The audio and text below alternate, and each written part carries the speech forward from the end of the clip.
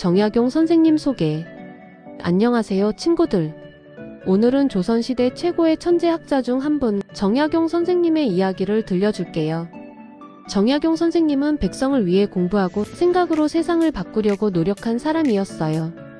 그리고 무려 500권이 넘는 책을 쓴 슈퍼 뇌생남이기도 했답니다. 어린 시절 똑똑한 소년.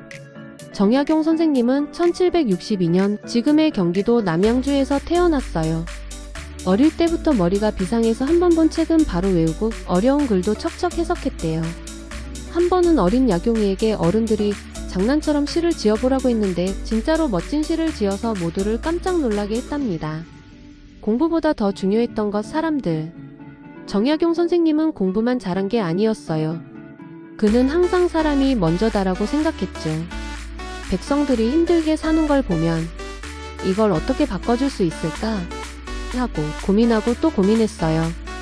그래서 관직에 올라간 뒤에도 그냥 명령만 내리는 관리가 아니라 직접 발로 뛰면서 백성들의 목소리를 들으려고 노력했어요.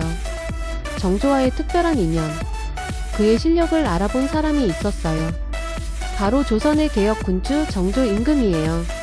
정조는 정약용 선생을 아주 아꼈고 둘은 나라를 더 좋은 곳으로 만들기 위해 함께 많은 일을 했답니다. 정약용은 정조와 함께 규장각이라는 학문연구소에서 정책도 만들고 백성을 위한 글도 썼어요. 유배지에서 다시 태어난 학자. 하지만 슬픈 일이 생겼어요. 정조 임금이 세상을 떠나고 정약용 선생님도 정치 싸움에 휘말려 유배를 가게 되었죠.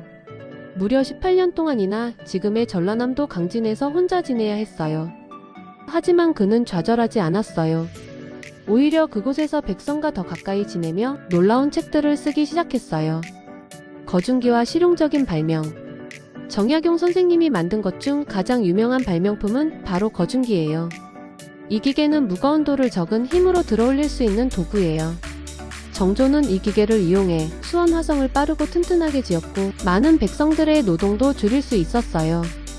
정약용 선생님은 과학도 사람을 위해 쓰여야 한다고 생각했답니다. 놀라운 책 목민심서. 정약용 선생님이 남긴 책 중 가장 유명한 건 바로 목민심서예요. 이 책은 지금으로 말하면 공무원 사용 설명서 같은 거예요. 어떻게 하면 백성을 잘 도울 수 있을까? 세금을 어떻게 해야 공평할까? 관리들은 어떤 자세로 일해야 할까? 모든 답이 이 책 안에 있었어요. 지금도 공부하는 사람들에게 큰 도움이 되고 있답니다.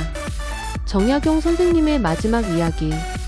정약용 선생님은 오랜 유배 생활 끝에 가족의 품으로 돌아와 조용히 생을 마감했어요. 그는 권력도 부자도 아니었지만 평생을 공부하고 사람을 위해 고민했던 멋진 학자였죠. 지금도 우리는 그를 다산 정약용이라 부르며 존경한답니다. 생각이 세상을 바꾼다. 정약용 선생님은 이렇게 말했어요. 사람이 사람답게 사는 세상을 만들자. 그는 지식은 행동으로 연결되어야 하고 생각은 사람을 위한 것이어야 한다고 가르쳐 주셨어요. 친구들, 여러분도 정약용 선생님처럼 궁금한 것을 끝까지 생각하고 사람을 위해 무엇을 할 수 있을지 고민하는 멋진 사람이 되어보면 어떨까요?